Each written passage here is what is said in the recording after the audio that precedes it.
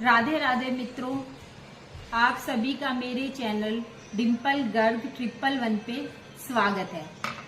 आज से कार्तिक का महीना शुरू हो रहा है, तो आज हम कार्तिक के महीने की बात करेंगे।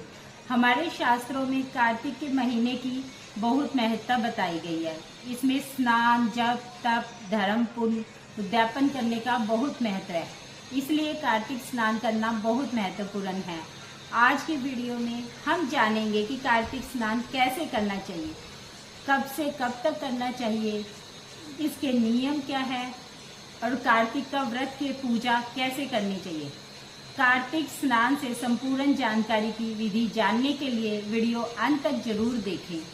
सबसे पहले हम कार्तिक स्नान शरद पूर्णिमा से शुरू किया जाता है और कार्तिक पूर्णिमा तक होता है। शरद पूर्णिमा से शुरू होकर कार्तिक पूर्णिमा तक 1 महीने तक स्नान किया जाता है। कार्तिक स्नान करने के 5 नियम होते हैं।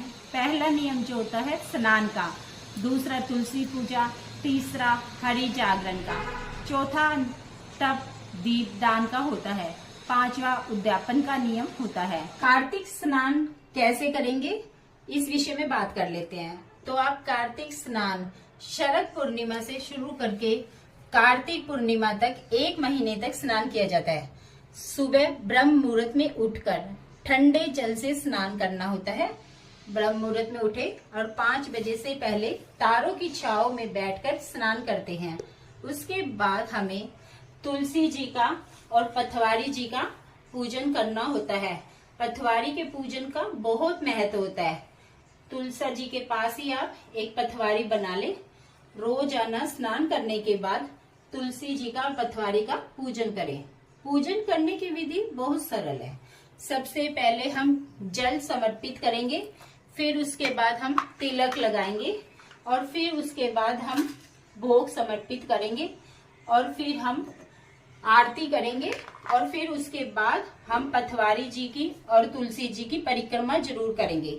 और फिर उसके बाद हम कार्तिक महात्म्य का अध्याय करते हैं, जो कि मैं रोज सुबह पढ़ती हूँ। 8 बजे मेरी वीडियो कार्तिक महात्म्य पर आती है और जो मैं आप लोगों को लाइव सुनाती हूँ। इसीलिए आप कार्तिक महात्म्य जरूर सुने। जो घर पर बैठे हैं, जिनको पढ़ना नहीं आता, मंदिर नहीं जा सकते, कार्तिक महात्म्य नहीं है, वो सब मेरी ये वीडियो जरूर देखें। सुबह 8 सवा 8 के बीच में मेरी वीडियो आती है लाइव, तो उसको देखें और कार्तिक महात्म्य सुने, क्योंकि कार्तिक महात्म्य सुनने का बहुत महत्व है। 1000 अश्वमेघ यज्ञ के बराबर इसका पुण्य मिलता है। और बाकी आप कार्तिक महात्म्य सुनेंगे तो उसमें आपको पता चलेगा कि इसका क्या क्या पुण्य होता है। तो इसलिए कार्तिक महात्म्य को जरूर सुने, पूरा सुने और वीडियो को जरूर देखें। फिर उसके बाद फल चढ़ाते हैं पथवारी पर।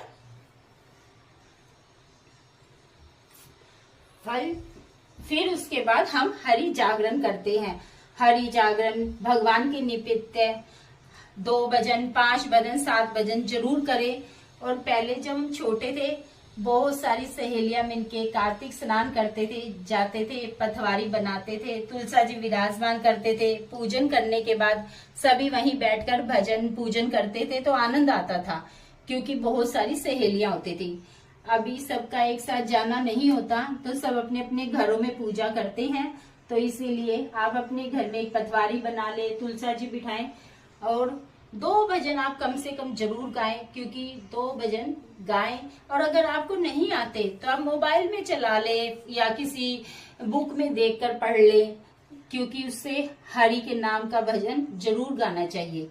माला जरूर करें। उसके बाद 1 लोटा जल आप सूर्य देवता को भी जरूर समर्पित करें। इस तरह से हमें पूरे कार्तिक महीने में स्नान करने के बाद पूजन करना होता है। और शाम के समय भी आप तुलसा पर 1 दीपक जरूर जलाएं, और शाम को भी और सुबह भी, दोनों समय तुलसा पर 1 दीपक जरूर जलाएं। इस तरह से कार्तिक के महीने में पूजन किया जाता है और स्नान किया जाता है। इसके साथ ही देखिए, हम बात करते हैं कार्तिक के महीने में व्रत के बारे में। व्रत कैसे किया जाता है? कार्तिक के महीने में व्रत करने के 3 तरीके होते हैं। जो पहला व्रत किए जाता है उसमें पूरे कार्तिक के महीने में अन्न नहीं खाया जाता, सिर्फ फलहार ही किया जाता है। पूरे कार्तिक के महीने के व्रत किए जाते हैं। पहला तरीका ये है।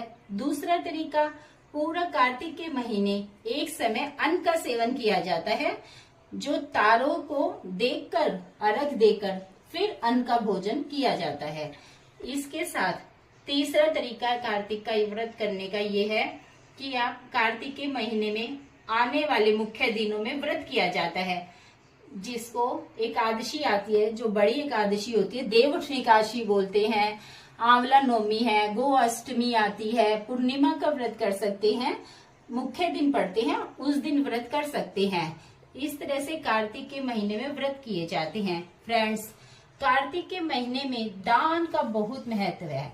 वैसे तो देखिए, अन्न का दान सबसे ज्यादा बड़ा दान माना जाता है।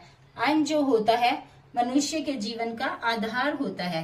कार्तिक के महीने में आप अन्न का दान जरूर करें। इसके साथ आप दीप दान भी जरूर करें, क्योंकि शास्त्रों की मान्यता है कि भगवान विष्णु ने कुबेर भगवान को ये आदेश दिया था, जो भी कार्तिक के महीने में दीप का दान करेंगे उनको धन धान्य की कमी कभी नहीं होगी। कार्तिक के महीने में दीप दान जरूर करें और तुलसी जी पर दिया जलाए, भगवान विष्णु के मंदिर में दिया जला सके, और मंदिर ना जा सके तो आप घर में भी दिया जला सकते हैं भगवान विष्णु के नीचे, और फिर इस तरह से दीप दान जरूर करें। अगर आप भगवान विष्णु के ऐसे ही पूजा करें और कार्तिक के महीने में जरूर करें। ये भी इसके बाद हम पूरे कार्तिक महीने में स्नान करना है, पूजन करना है। उसके बाद जब कार्तिक का महीना पूरा हो जाता है, कार्तिक माँ का उद्यापन किया जाता है। जो कार्तिक स्नान कर रहे हैं या कार्तिक के महीने में व्रत कर रहे हैं, उसका उद्यापन करना होता है। उद्यापन के बिना कोई भी विधि संपूर्ण नहीं होती, इसलिए हमें उद्यापन करने के लिए एक पंडित और पंडिताइन के जोड़े को बुलाकर उनको जिमाए, उनको दक्षिणा दे, वस्त्र दे और चरण छूकर उनको भोजन कराएं। इस तरह से उनको घर पर नहीं बुला सकते अगर पंडित पंडिताइन को, तो आप उनका भोजन उनके घर पर भी दे सकते हैं। वस्त्र और दक्षिणा के साथ उनके घर पहुंचा दे। और मंदिर में जो पंडित पंडिताइन हैं, आप उनको भी दान दे सकते हैं। इस तरह से हम कार्तिक स्नान का उद्यापन करते हैं। फ्रेंड्स, ये वो सभी कार्य मैंने आपको बताए हैं जो कार्तिक के महीने में हम करते हैं। अब वे कौन से कार्य हैं जो हमें कार्तिक के महीने में नहीं करने चाहिए, जो निषेध हैं। तो कार्तिक के महीने में हमें सबसे पहले कार्तिक के महीने दाल नहीं खानी चाहिए। दाल बिल्कुल भी नहीं खानी चाहिए। जैसे चने की दाल है अरहर की दाल है, उनको नहीं खाना चाहिए। उनका सेवन करना निषेध होता है। तो दूसरा, कार्तिक के महीने में शरीर पर तेल की मालिश नहीं करनी चाहिए। कार्तिक के महीने में तेल की मालिश भी वर्जित होती है, इसीलिए कार्तिक के महीने में प्याज लहसुन भी नहीं खाना चाहिए। मांस, मदिरा, शराब इनका भी सेवन नहीं करना चाहिए। पूरे कार्तिक के महीने में किसी की निंदा, चुगली कुछ भी नहीं करनी चाहिए। ये ऐसे कार्य हैं जो कार्तिक के महीने में नहीं करने चाहिए।